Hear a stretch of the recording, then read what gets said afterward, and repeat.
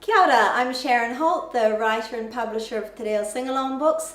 This little session is about how to make the most of Te Reo Singalong books, how to really extend them into your program. So I just wanted to start first with, some of you might, when I'm using these examples, might have a different version of two of the books that we've printed. The very first two that we did, Maranga Mai and Kei Te Piki Ahau, had different covers. So the first cover for Maranga Mai looked like this.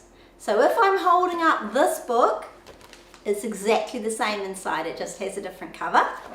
And there's a little bit of a change as well with Kei Te Piki Ahau. So this is the most recent version, and the cover is pretty similar, not very different, probably you wouldn't notice it as much, but the inside is quite different, and I'm just going to explain that first so that you'll know what I'm talking about when I'm talking about how to use the books if you happen to have this version. So the first version, Kei Te Piki Ahau on that page, and then we turned the page to reveal what we were jumping like, just like a rabbit. And then we were running Kei Te Uma Ahau, just like a pūkeko. So that's what I did with the first version, and I thought that was quite a good idea with a big reveal, but perhaps not so much because a few people found that a bit confusing. So when we needed to reprint them, we decided to put those animals on the same page. So now it's Kei Te Piki Ahau, Anō nei he rāpiti, and that's just really clear that we're jumping like a rabbit. Kei Te Uma Ahau, I'm running, Anō nei he pūkeko, just like a pūkeko. I just want to say something about pūkeko. I'm very big on pronunciation, correct pronunciation. Lots of people who've heard my workshops know about that. And this is a really good example of a word that we have to be a bit careful of, because some of our place names and some of our flora and fauna and our commonly used words, such as people say kauri, that really should be kauri in the correct Māori pronunciation. So we say pūkeko, but the pronunciation of the letter O in Te Reo Māori is o, pūkeko, pūkeko. So it's important when we're doing some of these words and some in the books, not very many, but some of them will be very familiar to you, mispronounced. So just be trying to keep listening, as I've said before, in the song to the pronunciation on the CD. Okay, so that's the beginning of that. When I wrote these books, I was really, I wasn't just writing something to enjoy. So I wasn't just wanting to say, oh, I'm an author, I'll write something, put a CD in the back and everyone will have lots of fun. When I hear back from teachers, they often say that to me. They say, oh, these are great books to do on the mat, the children want them over and over again, and it's exciting and I love hearing that, but it's not exactly why I did them. Why I actually wrote them was to help teachers who weren't very confident with their use of Te Reo Māori to gain confidence and be really excited actually about using the language with children, which is part of what we're meant to be doing in mainstream education, is to bring more of the reo and tikanga into our practice. And so I wanted to make it easier for teachers who actually many of them haven't got very much confidence or the resources to help them gain the confidence. So that's why I did them.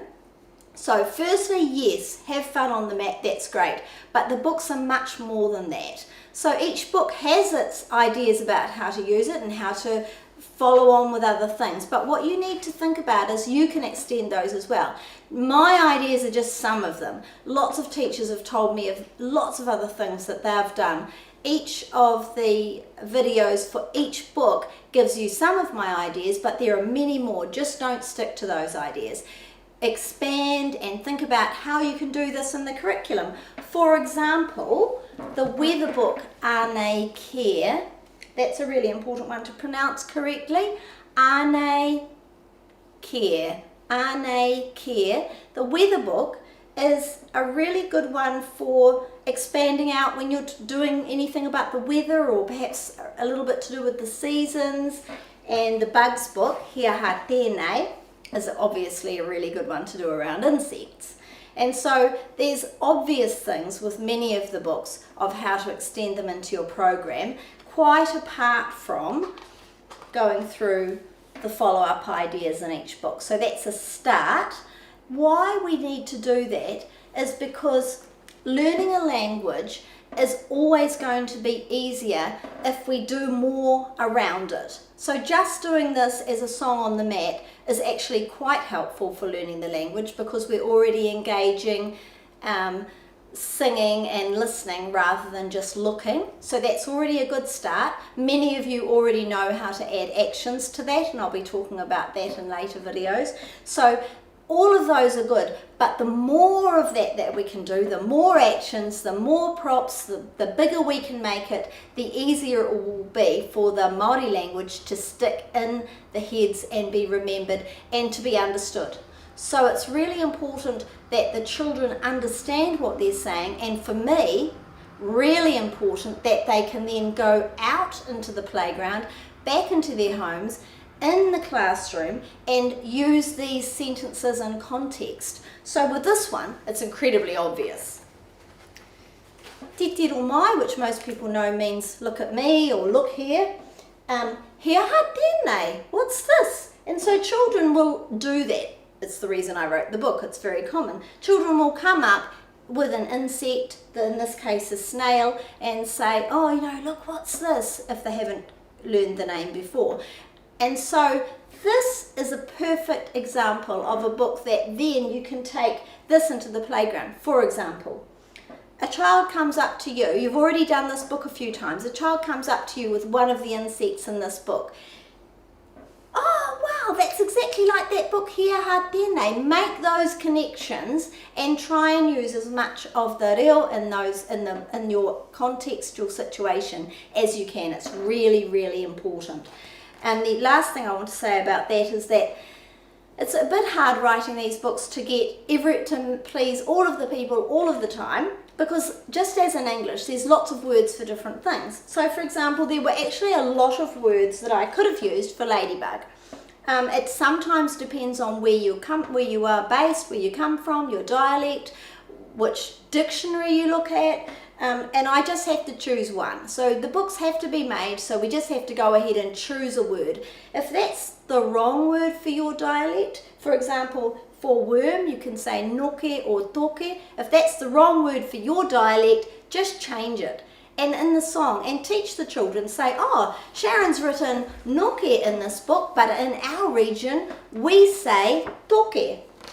So when you get to that page, you'll be saying,